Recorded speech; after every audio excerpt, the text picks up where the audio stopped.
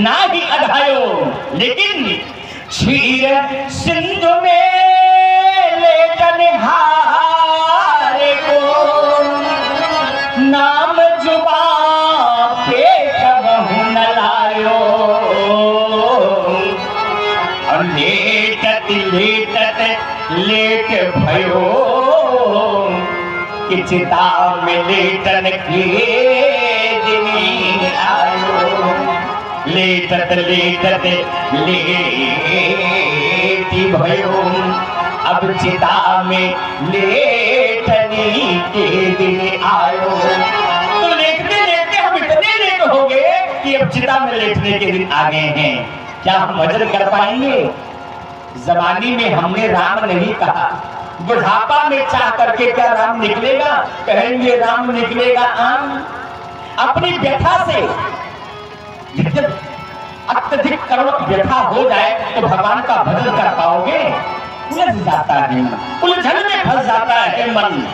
प्रभु जब संपन्नता किए रहते हैं तो कहते हैं यार अब दुनियादारी छोड़ करके कुछ भजन कर लेना चाहिए, धर्म कर लेना चाहिए। इतना विशाल आयोजन हो रहा है, जब आपके अंदर संपन्नता है तभी आप सामर्थ्यवान होकर के इतने विशाल आयोजन को कर रहे हैं। लेकिन इतना निवेदन जरूर मेरे मुझसे गोविंद से करना चाहिए, साईं इतना दीजिए।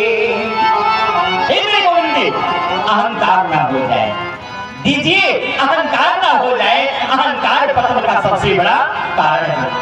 और मैं आपसे निवेदन करना चाहूंगा, बरगद का वृक्ष आप लोगों ने देखा कि नहीं देखा? कितना विशाल काय का होता है वृक्ष, और उसका बीज कितना बड़ा होता है? बहुत छोटा सा। बरगद का वृक्ष जो इतना विशाल काय का है, उसका वृक्ष कैसा होता है? बीज कैसा होता है? छोटा सा। लेकिन उस छोटे से बीज में ही वो विशाल काय का वृक्ष बैठा है। अवसर पाने पर वो विशाल रूप ले लेगा। ऐसे अहंकार का जो बीज है वो भले छोटा है लेकिन उसका वृक्ष बड़ा विशाल है।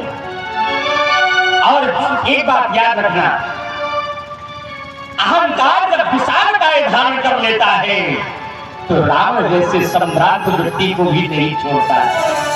तीनों लोगों का जो विजेता रहा, जिससे काल डरता रहा, वो भी धराशायी हो जाता है। कितना सुंदर महल क्यों ना बना हो, पीपल जम जाए, बरगद जम जाए, पाकड़ जम जाए, विशाल काय के वृक्ष है तो धीरे धीरे उसे महल को जर्जर बना देते हैं, धीरे धीरे उसको जर्जर बना देते हैं। इसलिए मेरे बंधुओं, अपने जीवन में कभी अहंकार नहीं उत्पन्न होने देना चाहिए।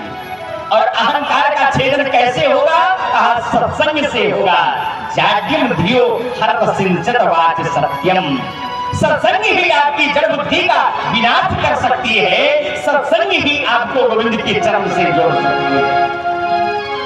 इसलिए मुझे सत्संग का निरंतर सहारा लेते रहना चाहिए। सत्संग से मुझे परे जाना नहीं चाहिए। तो मीरा जी के जीवन में उत्तम सत्संग आया। अब मीरा जी ने कहा, मां आप मेरा विवाह करना चाहती हो?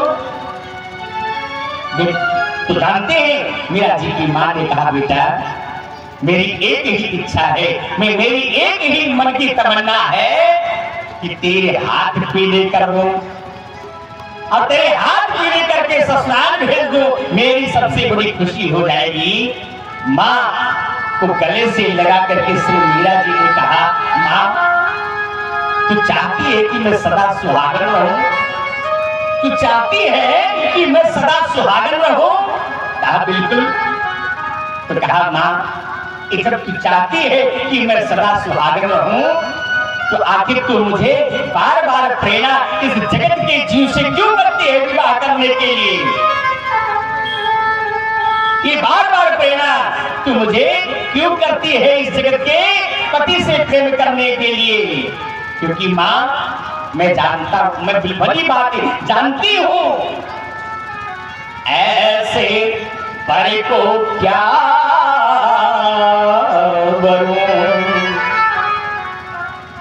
जो जन्म ले मर जाए, बड़ी ये गिरधर लाल को सफल हुई जाए।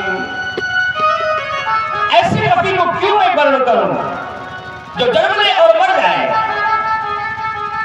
मां, तेरी बेटी ने ना गिरधर को अपना बनाया है, तुझे अपने, मेरे तो गिरधर को पाए दूसरों न कोई। अच्छा केसरे मोर मुकुट मेरो पति सुई। मैंने उसको अपना पति बनाया है। मैं आजीवन जन्म जन्मांतर तक सुहागन बनकर के अपने जीवन को व्यतीत करना चाहती हूँ। मां,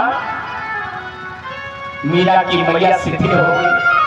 ज्ञानी के सामने अच्छे अच्छे भोगी प्राप्त हो जाते हैं। जैसे आत्मज्ञान गोपियों को हुआ, लेकिन उद्धव जैसा ज्ञानी वहां प्राप्त होगा। उद्धव सुधो है चले श्री गोपी की बोले। तो मेरे बंधुओं, जहां भक्ति है वही ज्ञान है, और जहां ज्ञान है वही वैराग्य है। श्री मीरा जी के जीवन में वैराग्य उत्पन्न हो गया, और वैराग्य का भाव एक ही है, बिना राग के जीवन हो गया। मीरा जी निरंतर वस्तु अमोलक दी मेरे सतगुरु कृपा करी अपनायो। जो अपने गुरु के नाम पर भरोसा नहीं रखता है, उसका भला कल्याण कैसे हो सकता है? उसे कौन डाल सकता है? उसे कौन बचा सकता है? बचपन में उनके गुरु ने कहा था, राम नाम अति मीठा है, कोई गा के देख ले, कोई दिल में बसा के देख ले, उसका जीवन सुंदर बन जाएगा। तो मीरा जी ने एक ही भाव अपने जीवन में धारण कर लिया कि हम गोविंद के हैं, गोविंद हमारे हैं, मेरा कोई ना सहारा बिना तेरे, गोविंद शमरिया मेरा एक ही सहारा आप हैं गोपाल, दूसरा मेरा कोई सहारा संसार में अब नहीं है। तो जो गोविंद के सहारे जो अपने जीवन को व्यतीत करते हैं, उसका अंत होता भी नहीं है। फिर भी समाज की परिस्थितियों को देखते हुए मीरा जी का विवाह हो जाता है। ससुराल में उनके ससुर जी थोड़ा कड़क मिजाज के हैं। ससुराल में भी जाकर के मीरा संतों का संग करता, कीर्तन करना, भजन करना। एक दिन जानते हैं मीरा जी संतों के संग में भजन गा रही थी। भजन भाव से गाया जाता है। भजन जानती हो चिंतन का विषय है, मनोरंजन का विषय नहीं है। ये जो कथाएं मेरी माताएं हो रहा है ना, ये चिंतन का विषय है माताओं, ये मनोरंजन का विषय नहीं है। ये कथा का चिंतन आपके जीवन को तार देगा, आपके जीवन को सुधार देगा। आपके कोख से कोई घर पैदा होगा, कोई प्रहलाद पैदा होगा, जो आपके गांव को, आपके कुल को, आपके परिवार को और संसार का तारा बन जाएगा, आपका सितारा बन जाएगा, आपके जीवन को धन्य धन्य बना देगा, आपके कोख को जो है धन्य धन्य बना देगा। गोस्वामी तुलसीदास जी महाराज जी ने कहा है, अरे पुत्रवती जुवती है जग सोई, पुत्रवती जुवती जग सोई, पुत्रवती जुवती है जग सोई, पुत्रवती जुवती जग सोई, पुत्रवती जुवती जग सोई, पुत्रवती जुवती जग सोई, राम भगति जाकर सुख होई, राम भगति जाकर सुख होई,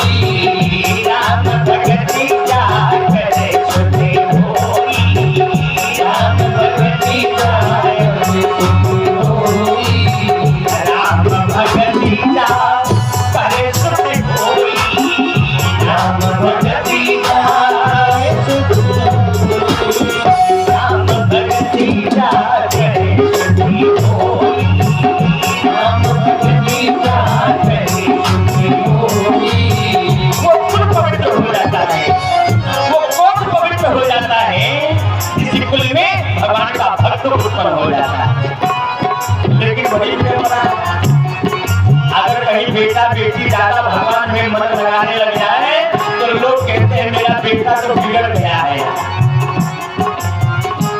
मेरा बेटा बिगड़ गया है। बाबा ये तो हमेशा पूजा में ही लगा रहता है, पाठ में ही लगा रहता है, सत्संग में लगा रहता है। जब तुलसीराम जी आपको भी ताने सुनना पड़ता होगा कि पता नहीं क्या झमेला ये कमेटी वाले हर साल लगा के रखे रहते हैं, ये पता नहीं क्या बवाल ऐसा पाल के रखे रहते हैं। लेकिन जानते हो जाम पर जाम पीने से क्या फायदा।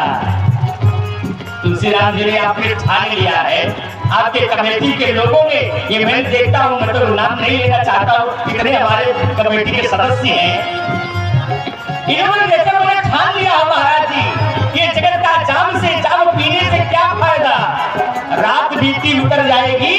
अरे महाराज जी हमने हरे नाम का जाम पिया है, अब जिंदगी मेरी भी सुधर जाएगी, मेरे नगरवासियों की सुधर जाएगी, मेरे क्षेत्रवासियों की सुधर जाएगी।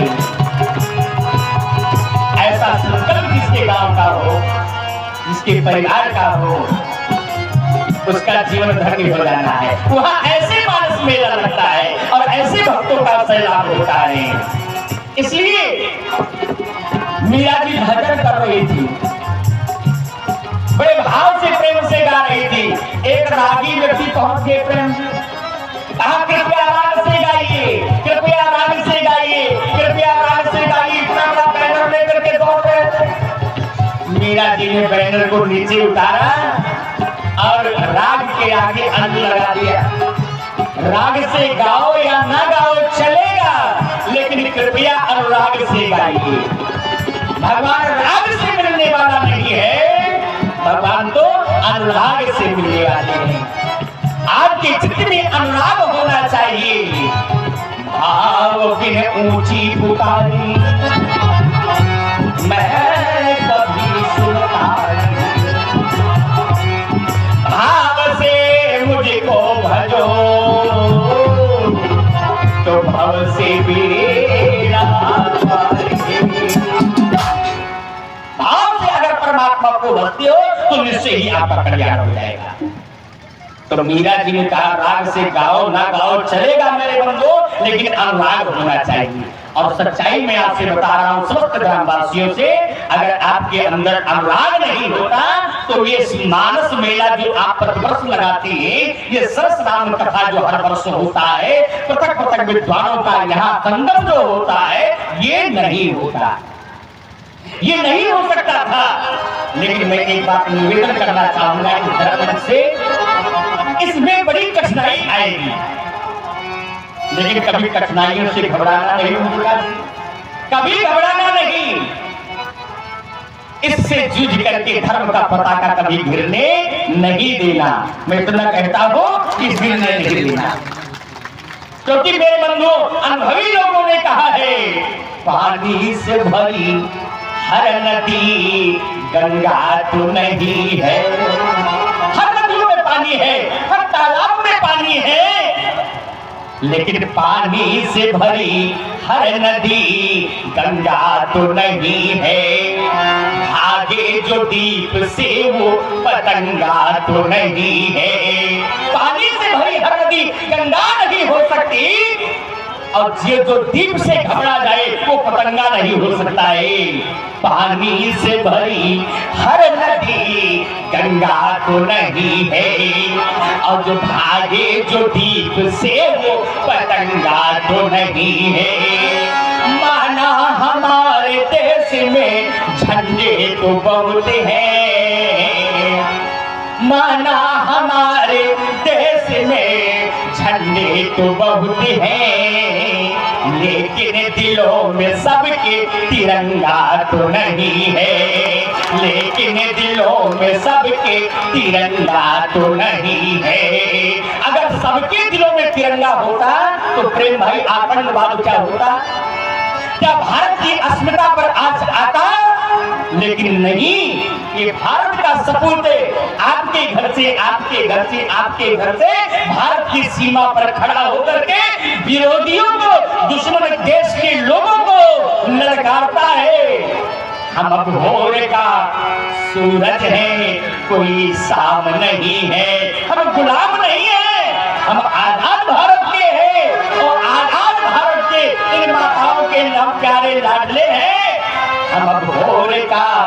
सूरज है कोई शाम नहीं है, ढल करके उतर जाएंगे वो शाम नहीं है, ढल करके उतर जाएंगे वो शाम नहीं है।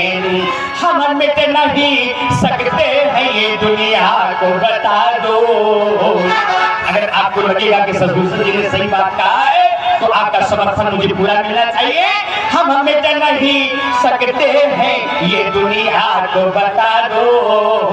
हम राम है घनश्याम है सद्दाम नहीं है, हम राम है घनश्याम है गद्दार नहीं है। एक बात याद रखिए मेरे बंधुओं, जिसके जहन में गद्दारी आ जाती है वो अपने देश का नहीं हो सकता है, वो अपने देश का नहीं हो सकता है। हमारे देश की मिट्टी में प्रेम जैसे वीर पैदा हुए हैं, हमारे पूर्वांचल के शेर हैं।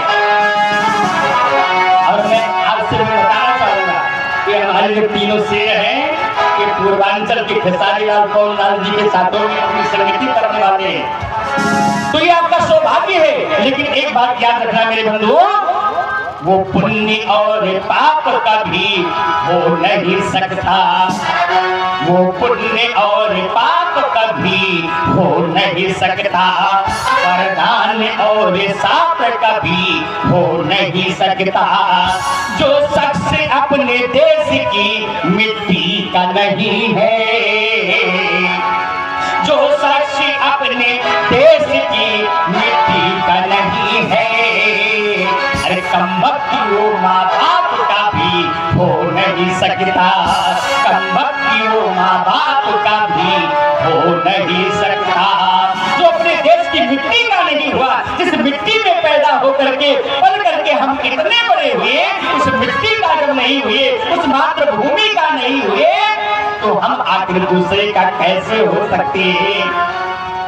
तो इस मातृ शक्ति ने, इस मिट्टी ने बहुत कुछ दिया है, इस मिट्टी ने मुझे बहुत कुछ दिया है, इसलिए इस मिट्टी को हमें वंदन करना चाहिए, इस मिट्टी का हमें चंदन निरंतर करना चाहिए। तो कभी हमें दुख से घबराना नहीं चाहिए, कभी हमें दुख से घबराना नहीं चाहिए। अगर सबके दिल में तुलसीराम बाबू अगर भगवा झंडा फहर जाए तो क्या राम राज नहीं आ जाएगा?